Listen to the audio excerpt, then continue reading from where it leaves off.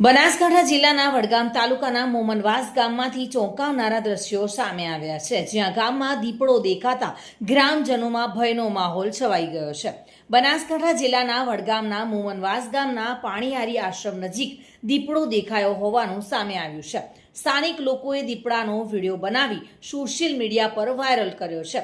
અચાનક દીપડો દેખાતા ગ્રામજનોમાં દહેશત ફેલાઈ ગઈ છે અને લોકો ઘરમાંથી બહાર નીકળતા પણ ડરી રહ્યા છે.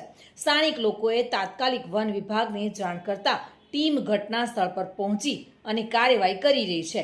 જોકે પ્રાથમિક અનુમાન મુજબ દીપડાનું બચ્ચું ઝૂંડમાંથી છૂટું પડી ગયું હોવાની શક્યતાઓ વ્યક્ત કરવામાં આવી રહી છે. વન વિભાગ દ્વારા દીપડાને પાંજરે પૂરવાની કામગીરી શરૂ કરવામાં આવી છે. આ દીપડો પકડાયા બાદ તેને માનવ વસવાટથી દૂર જંગલ વિસ્તારમાં સલામત રીતે છોડવામાં આવશે. હાલ સમગ્ર વિસ્તારમાં ચાંપતો બંદોબસ્ત ગોઠવવામાં આવ્યો છે. પ્રદીપ પરમાર સાથે bureau report, today Gujarati news.